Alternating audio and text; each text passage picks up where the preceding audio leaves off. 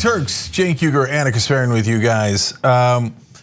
Look, you know it's going to be a good show because, well, I mean, I was going to say we have crying billionaires, but in a sense they're jubilant billionaires. Yeah, they're not crying. Today is not a day to celebrate their tears, unfortunately. No, unfortunately, yes. And of course, what has sent them into screams of ecstasy is Joe Manchin.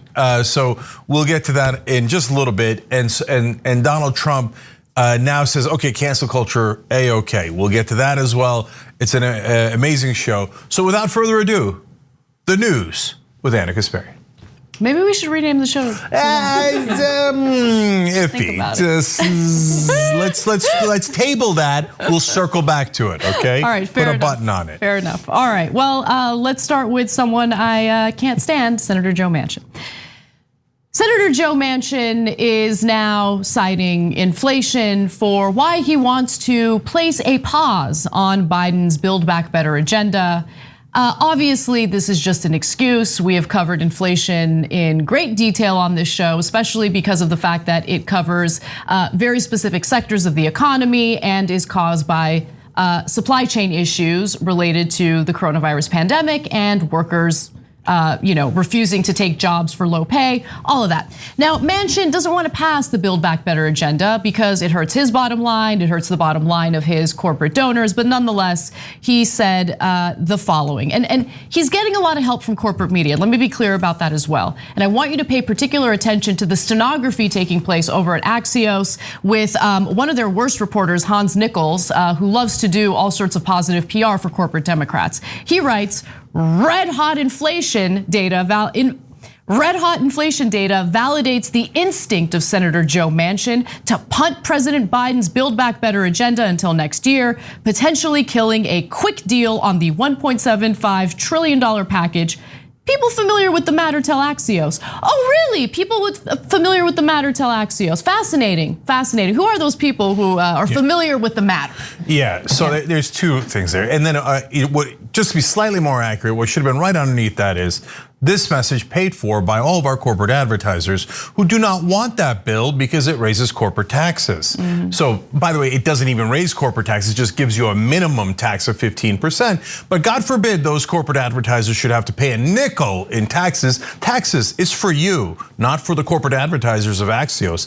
Keep it absolutely real, okay? And the second reason why he's kissing Manchin's ass by going, red hot inflation proves Manchin's so right. I'm an objective reporter, by the way, doing marketing for Joe Manchin. Just stenography. Right.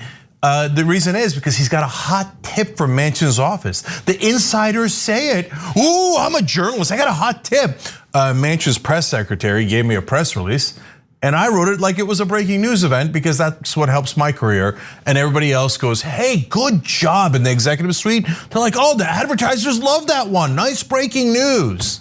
Get out of here. Do your job, do your actual job. I mean, he is doing his job. This is his job. This is what he's paid to do. Yeah.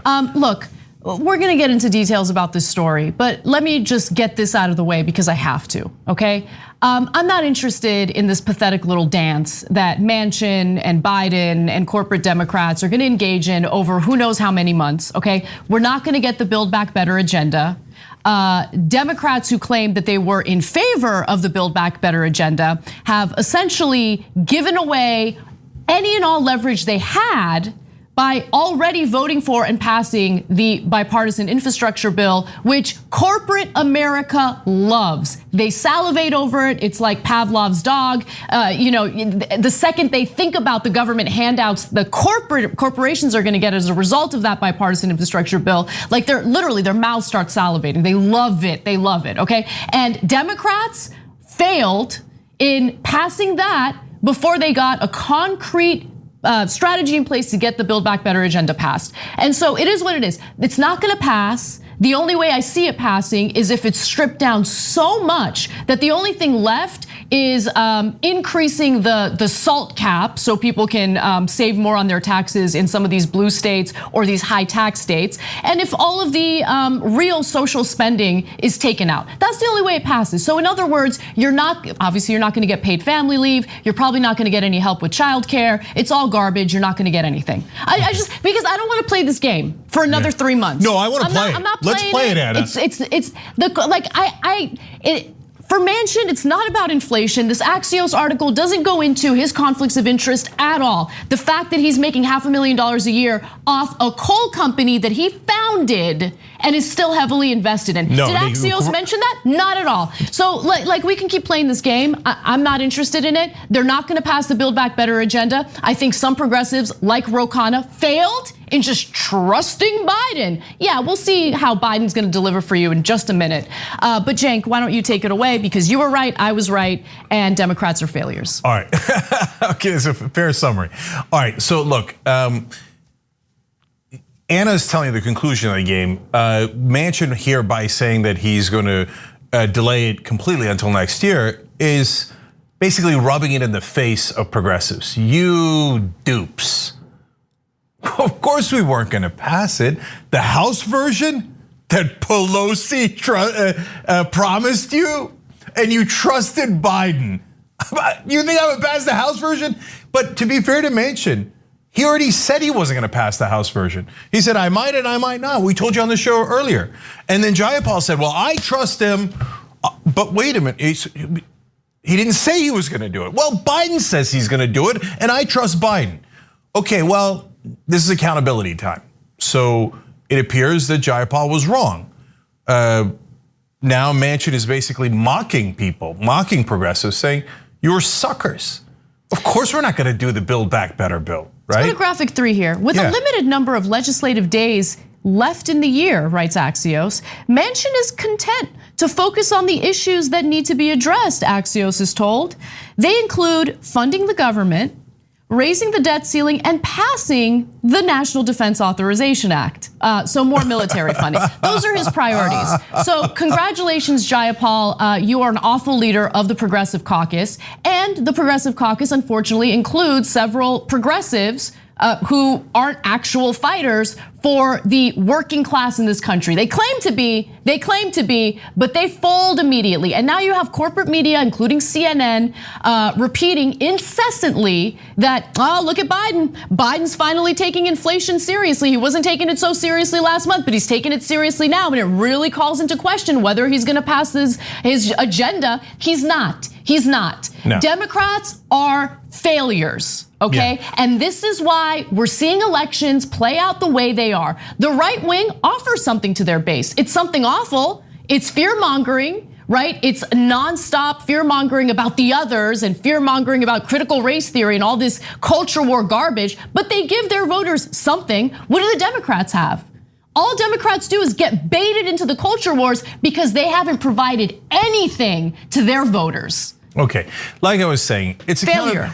It's accountability time. That's all right. Look, when you fail, there should be accountability. Otherwise, the whole caucus is saying, oh, that was a great job of failing. Let's do it again. So is it really failure by Jayapal and the so-called negotiators among progressives? Well, guys, Manchin just said it's going to next year. I'm not even considering it.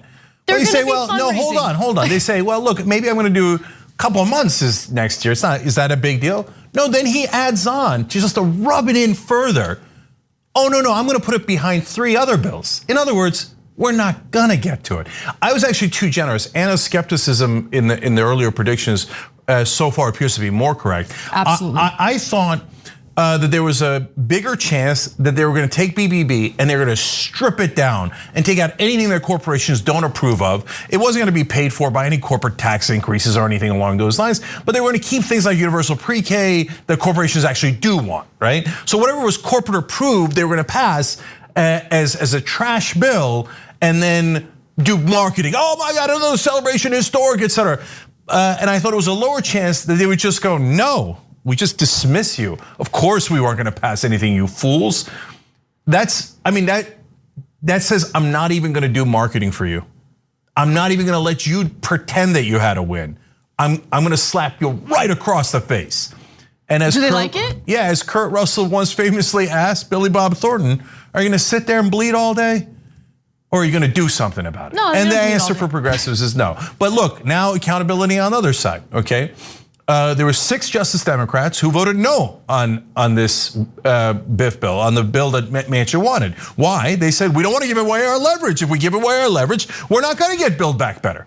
Well, they were 100% right.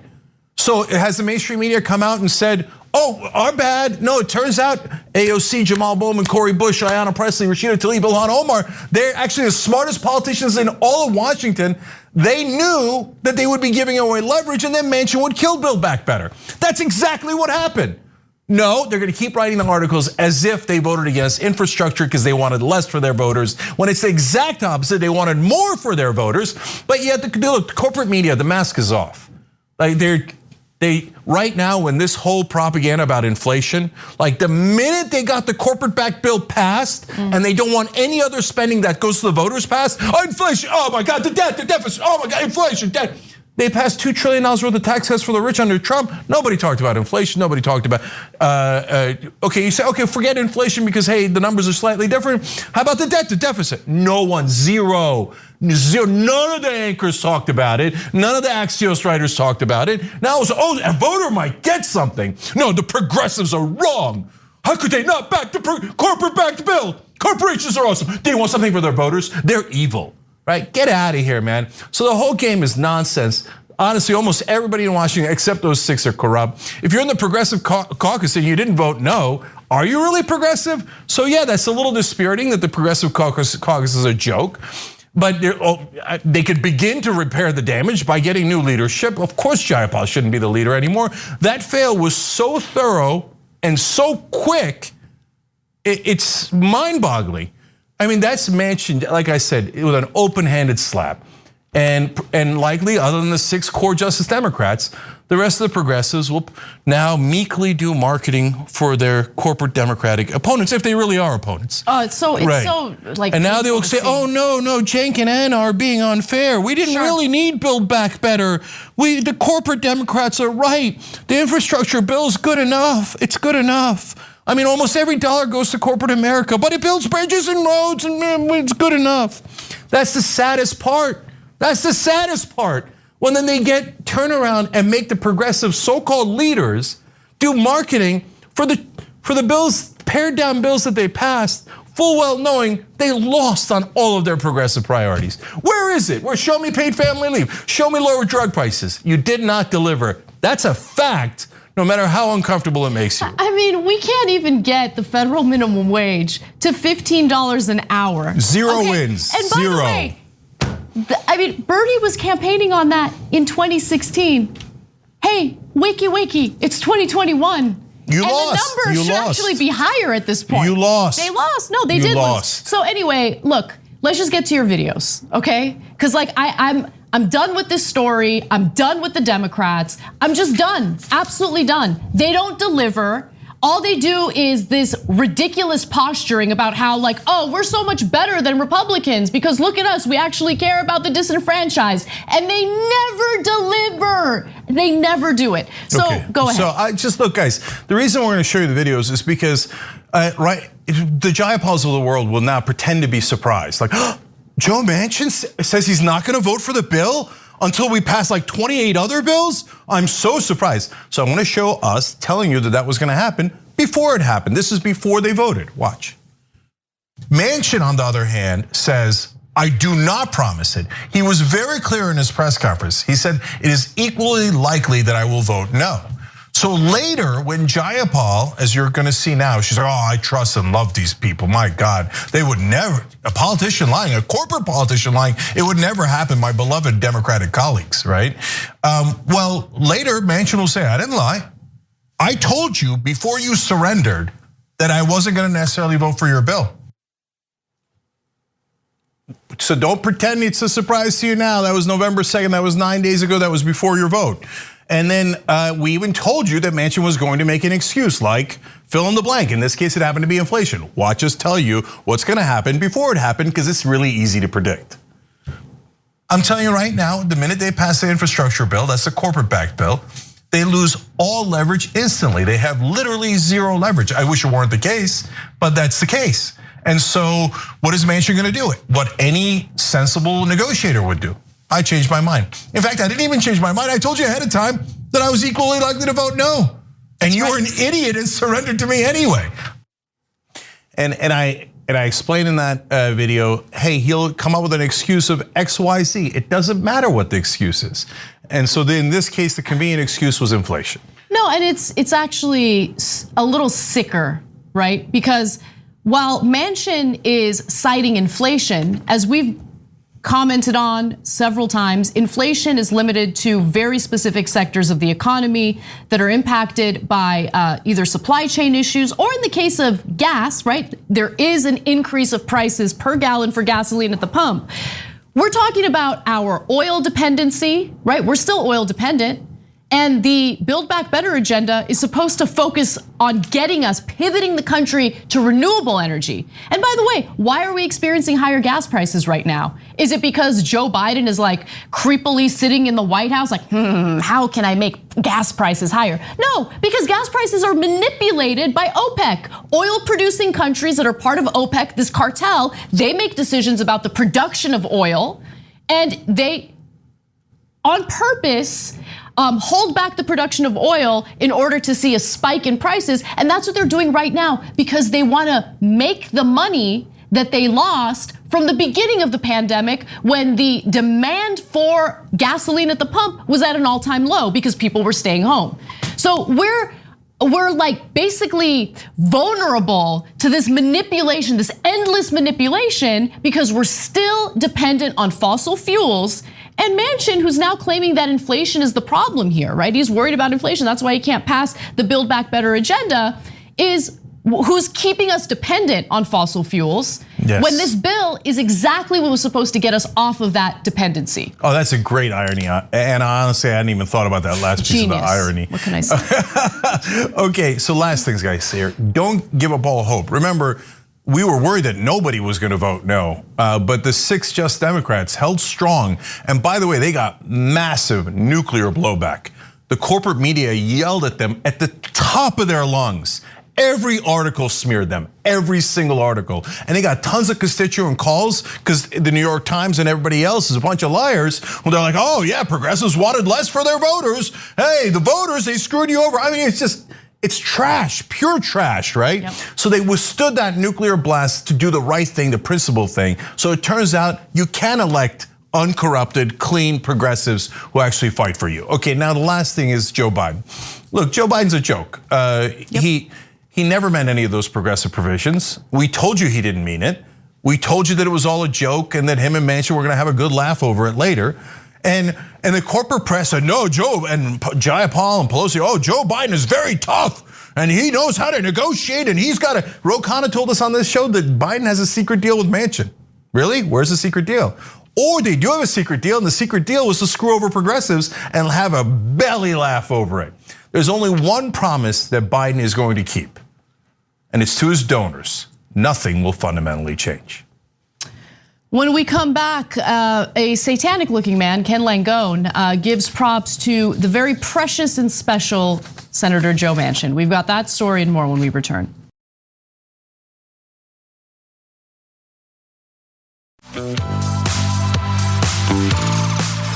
All right, back on TYT, Jake and Anna with you guys, go.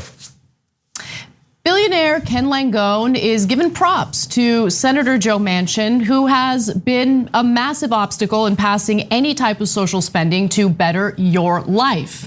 Now, billionaires don't want to pay more in taxes, which is why Ken Langone is super, super happy with everything that Manchin's been doing lately. Let's watch. This inflation is a lot worse than people think. It is not transitory. And trust me, the little people like my parents and Lowry's parents, they're going to suffer because it's inflation is a regressive tax. Thank God for Joe Manchin, by the way. Thank God for Joe Manchin. The guy's got guts and courage, and he did what he had to do, and he'll continue to do what he has to do. I'm going to have one of the biggest fundraisers. He's a Democrat. I'm a Republican. I'm going to have one of the biggest fundraisers I've ever had for him. He's special. He's precious. He's a great American. You heard it here, folks. Ken Langone, a billionaire, believes that Democrat Joe Manchin is special and precious. And by the way, as a billionaire, I don't know if I would refer to my parents as the little guys, unless Ken Langone is just letting his elderly parents fend for themselves as he's, swimming in billions of dollars. But who knows? Anna, the same thing occurred to me because it's a small point in an amazing clip there that perfectly demonstrates American politics. But it was kind of funny, like my inflation is gonna kill my poor parents. Jesus, dude, you have billions of dollars. Are you seriously saying you didn't provide for your parents? Bootstraps, Mom. Okay, then you actually are the Sith Lord that you appear to be, right?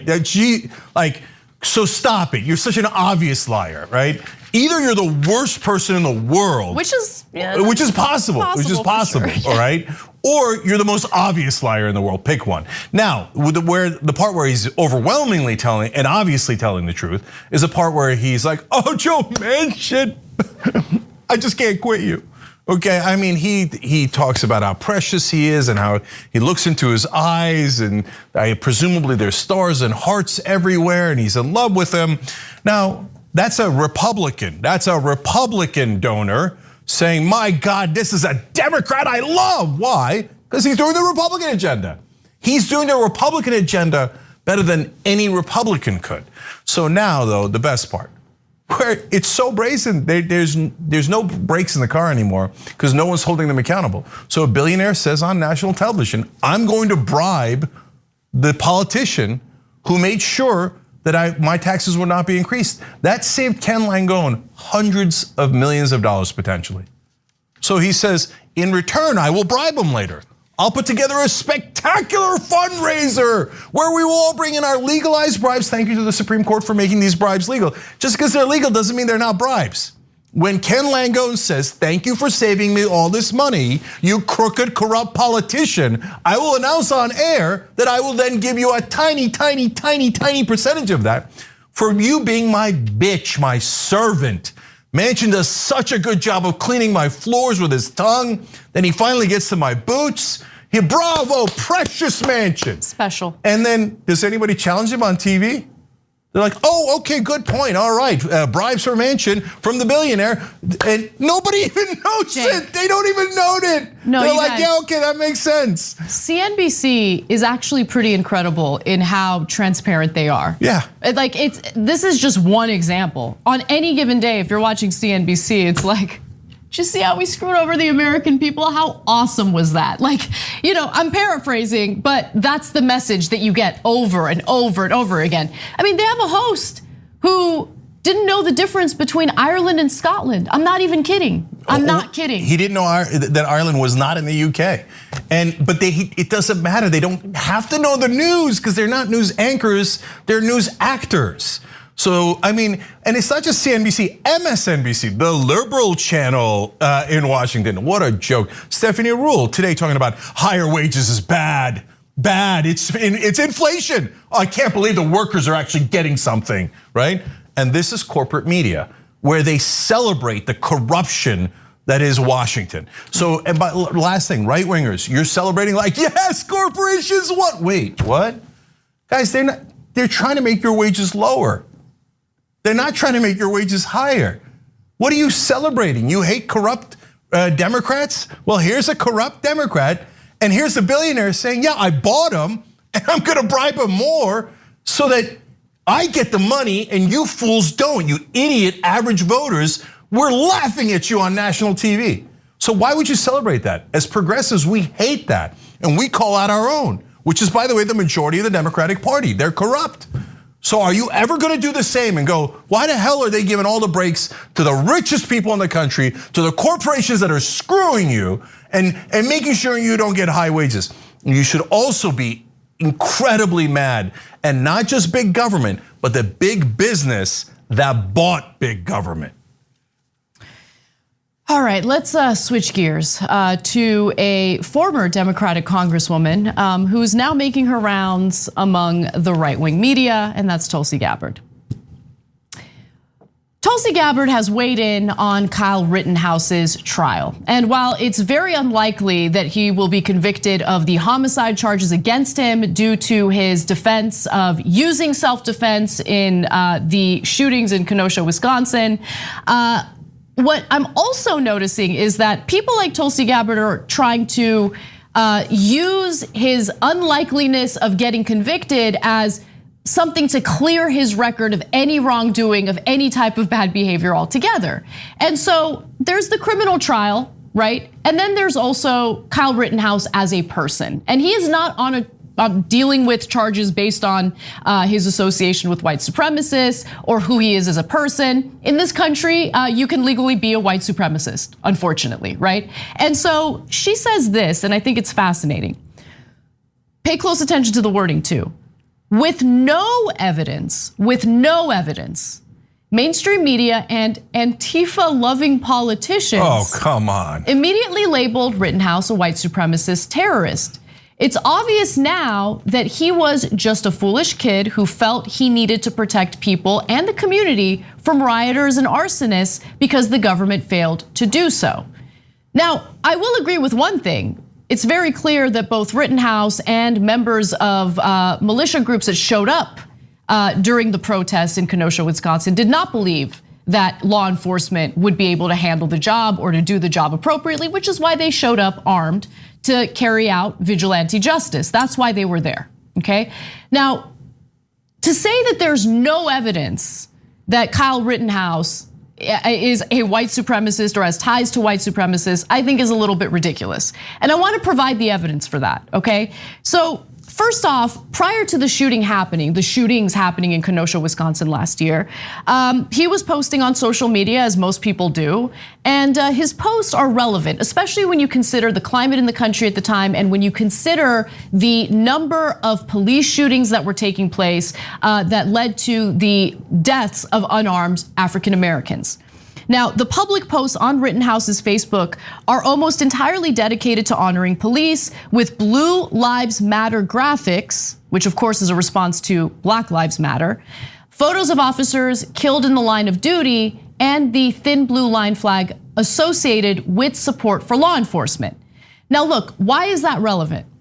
Because when you think about cases like Philando Castile, who had a license to carry and told the cop during a routine traffic stop, hey, I have a licensed gun in the glove compartment, he was shot and killed immediately, no questions asked. Why did that happen? When you see cases like Tamir Rice, a 12-year-old who was playing with a toy gun at a park, he was shot by a cop and killed within 2 seconds of the cop showing up. Cop didn't even get out of his car. Showed up, boom, 12-year-old gone, dead. To see those videos of innocent black people getting shot and killed and respond to Black Lives Matter with Blue Lives Matter, it sends a message. But I'm not done yet. Rittenhouse attended a Trump rally in Des Moines, sitting in the front row and posting a TikTok video from the January 30th event. BuzzFeed News reported at the time. The video, which has since been deleted, appeared to match C-SPAN footage of Rittenhouse standing just to the left of the lectern. And look, we know what those Trump rallies were like. We know what was appealing about Donald Trump among the right-wing electorate. So do with that information what you will. But there's one other thing I want to note in response to Tulsi Gabbard saying, with no evidence. There was security footage obtained from a Mount Pleasant, Wisconsin bar. This is after Rittenhouse had been bailed out of prison. And he was there with Proud Boys members. And there he is, here's a screenshot of the security footage showing him making that hand gesture that white supremacists tend to make. The video taken 2 weeks before, and then there's other stuff which I'll get to in just a second. Let's take that down because I want to give more context before we get to that graphic. But yes, this graphic of him making that hand gesture, like we all know what that is. We know that right wingers and white supremacists use it to make a point. And so like to say there's no evidence, I think is ridiculous. Now, anyway, you go ahead, Cenk. So look, Rittenhouse, like all the militia members there, went there because they couldn't wait to shoot people. You have no business being vigilante as going and saying, oh, well, Blue Lives Matter, I support the cops completely, but they're complete losers who can't do the job. So I'm gonna have to step in and do their job for them because they're incompetent, right? Wait, which one is it? Oh, you only like cops when they're shooting black people. I get it, right? And then all of a sudden, he tried to surrender to the cops. They wouldn't even take it. They're like, oh, you're a white killer, a right winger? Oh, go on back home. Who cares? Free to go. Anyways, you guys know all that. That's not the interesting part of the story. The interesting part of the story is that Tulsi Gabbard is doing very standard right-wing talking points, right? And propaganda, yeah. Antifa-loving politicians? Wait, that's a reference to the most progressive members of Congress. Just a little while ago, she was pretending to be one of the most progressive members of Congress. She ran where in the beginning she was saying that she was kind of mainly to the left of Bernie Sanders. And she would often vote with the squad, etc.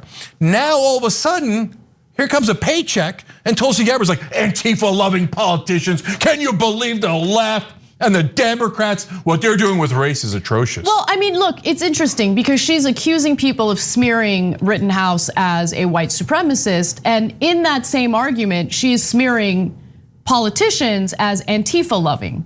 So let's get specific. Which politicians exactly are Antifa-loving, and what evidence do you have that they love Antifa or have defended Antifa?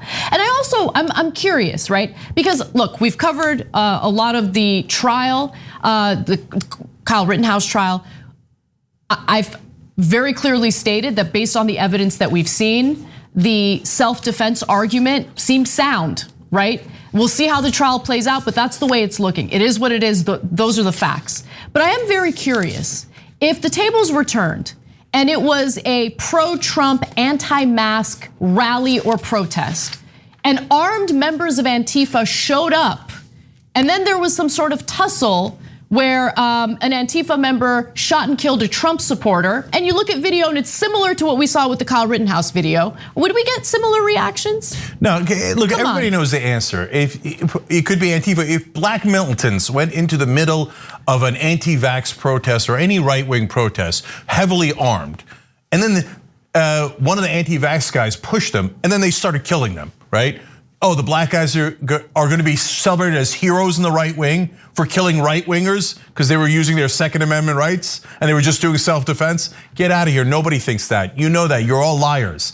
But on top of that, hey, let's take your own so-called principles and logic, right? Oh, Kyle Rittenhouse, man, look, if he gets acquitted, that means he was innocent and a wonderful guy who's been smeared, right?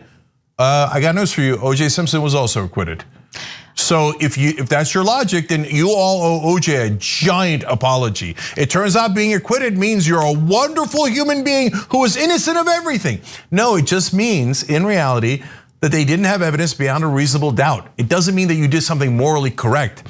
Kyle Rittenhouse still went there with terrible intent, with heavily armed, and wound up killing two people that would be alive today if it wasn't for goddamn Rittenhouse. And I want to just look, Cenk said something that was pretty harsh in this video, right? They couldn't wait to get there with their guns. They couldn't wait to shoot people. 100%. Hold on. But I want to, if you think that's too harsh, I just want you to consider this. Now, this is information, this is evidence that was considered inadmissible in court during the Rittenhouse case, but I think it is relevant to understand some of Rittenhouse's intentions here. So video taken 2 weeks before the Kenosha shooting showed Rittenhouse talking about an AR rifle and wanting to shoot people he allegedly thought were looting a CVS store. Prosecutors said the video shows that he eagerly made assumptions about the intentions of others, even though he knew absolutely nothing about what was going on. The video also demonstrates that the defendant fervently sought to insert himself as an armed vigilante into situations that had nothing to do with him, court documents allege. Okay, the judge in this case is an absolute joke, so that's not admissible. But wait a minute, if I'm the family members of the people who were killed, you're telling me we can't tell the jury deciding that he bragged about how he intended to kill people with his weapon, and then he killed people with his weapon just like he intended, and he's on the record as saying. No, you can't admit that. All right, can we at least call the people who were killed victims? No, you cannot call them victims. You must call them arsonists or looters or rioters. There's no evidence indicating any of them were arsonists, looters, or rioters. The judge might as well hide Rittenhouse under his robe. Like, are you okay? Are you okay, my beloved right-wing son? Don't worry, I'll let you kill anybody. Anyway, look, guys, like Anna said, it's a complicated and nuanced case, and there is a legitimate, I don't know how I would vote on the jury, but I get that there's a legitimate self-defense argument here, especially in regards to the guy who didn't die, who got shot in the arm because he was carrying a weapon. And pointing at him. And it appears pointing at Rittenhouse. But the other guy had a skateboard, another guy who was killed, another guy who was killed had a plastic bag. So, okay, you could say, oh yeah, anybody with a plastic bag should be murdered if they throw it at me. You're right-wingers, you probably do believe that. Anything that's a mild threat, that's an excuse to murder people, you probably love. That's why Rittenhouse is your hero. But let's go to Tulsi, because the next set of lies she's gonna tell shows you how pathetic she has become. Pathetic. This is on Tucker Carlson's show. And look at her blame the racial issues on Democrats, but not her beloved right-wingers. Go ahead. Hold on. Before we get to Tucker, because there are two videos I wanna get to. Listen, we need to get to the first clip where she's talking about whether Rittenhouse should have been prosecuted in the first place. And then I'm gonna explain why, yes, he should have been prosecuted. Let's watch. The prosecutor in this Rittenhouse trial obviously did not do his due diligence before making the decision to prosecute. This tragedy never would have happened if the government had simply carried out its responsibilities to protect the safety, lives, and property of innocent people. Okay, so let me remind everyone that Rittenhouse is facing 6 charges, okay? One of those charges is possession of an illegal weapon, and that's the gun that he had, the AR-15 that was purchased for him by a friend in Wisconsin. Now, he was 17 at the time. He could not legally be in possession of that gun because of his age. He admitted just recently on the stand that yes, I was in possession of an illegal gun. I'm paraphrasing, but that was the gist of what he said. He confessed to that. So is Tulsi Gabbard saying that if you're in possession of an illegal weapon, you shouldn't face any prosecution, you shouldn't face any consequences? The other issue is, look, whether you like it or not, 2 individuals are gone, they're dead. And their families deserve to know what happened. And to not prosecute and to not investigate and to not figure out what went down that day, I think it's a miscarriage of justice. So if he's cleared of the homicide charges, and it looks like that's likely to happen, at least we know that there was a trial, evidence was presented, everyone can look at that evidence, and this is how we carry out justice in the country. To say like he shouldn't have been prosecuted at all is ridiculous. Yeah, well, I have only one comment about that part. She said, if the government had just done their jobs, poor Kyle Rittenhouse wouldn't have had to go there and shoot people. What do you mean by the government? Whose job is it to protect the security of people? It's the police. Why don't you say it that way then? Notice how she's using right-wing talking points, but actually blaming the cops. But she won't say the cops because then she'll lose her right-wing audience and her right-wing funding. That's right. And then she went on Tucker Carlson, of course, to make a point about what Democrats do that she has a problem with. Let's watch. The problem that we have now is leaders who are so willing to manipulate the American people to further their own selfish political interests or money or power or whatever it is. And we see this very clearly in how everything in our country is being racialized. That this is an intentional strategy to tear us apart based on the color of our skin because they think that there's some political gain to be had from it. And they don't care at all about the destruction that they leave in their wake. And this is what we as voters need to reject and choose leaders who do put the American people in our country first, who share that objective from both political parties. Yeah, the example you just gave, which is at the center of so much of the rhetoric, is such an obvious dead end. It's the end point of that is violence and division. Everyone can tell.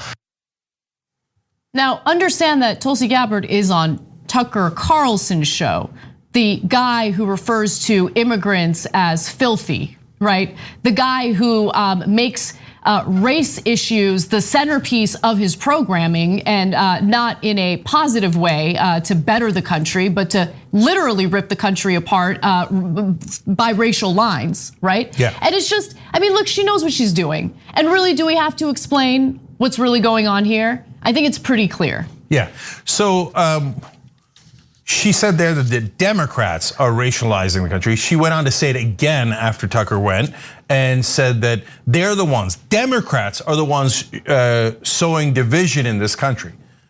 Now look, if you want to say, hey, corporate Democrats play identity politics and they use it as cover for actually helping their donors while we're distracted by culture war issues. That would be true. That we would agree with that, right? But if you pretend like it's just Democrats doing it and the most left Democrats, i.e. progressives, right? But that the Republicans are not doing it, that the guy whose show you're on, that Tucker Carlson is not doing it, and it is the left's fault that we're being driven apart and divided on racial issues. That is so beyond absurd. What's their shiny little object right now for the Republican Party? What's their shiny little distraction? Critical race theory. Critical race theory, huh? And then there's Tulsi doing a talking point about how the Democrats are, the problem on the race issue. If black people and minorities and Muslims would just shut up and know their role, that Tucker has told them, they will not replace us Americans, Tulsi says. Okay, so she's gone. She was gone from the very beginning. No, look, Anna, you called out before anybody else realized that there's still some, I feel so sad for them. People who think they're on the left who got totally catfished into or fish hooked into. No, catfished is good. Oh, catfished, okay. Or fish hooked, either one works, but. Oh, they're like, no. She does yoga videos. And surfing. Yeah, and total progressive. Total, yeah. And she's, she's not for Medicare for all anymore. And she's for racializing things where we blame minorities. But she's more left, is she? Is she? Okay, anyways, the jury's in. Tulsi Gabbard is now officially a right-winger, and not because she had any change of heart or she can point to policy differences or anything. No, she's getting paid by Rumble. She's trying to be a Fox News contributor. It's the saddest, most pathetic ending to a career. Only equaled by Glenn Greenwald, who's kissing her ass all over social media. He took that clip and said, I don't understand what's anything objectionable about what Tulsi's saying. Oh, Glenn, what an embarrassing, humiliating end to your career. You needed the Rumble money? That's what you needed? Pathetic. You can't tell the Tucker Carlson, your beloved friend Tucker Carlson is driving racial division in this country. You missed that? Look, Dumbledore might have missed it. Dave Rubin hasn't had a thought in his mind. Ever. You could make a defense for them that they're too stupid to understand. You can't make that defense for Glenn Greenwald. He knows what he's doing. It's the epitome of pathetic and humiliating. All right, we got to take a break. When we come back, the son of Glenn Youngkin apparently tried to vote illegally in his father's election twice. What happened after that? We got that story and more when we return.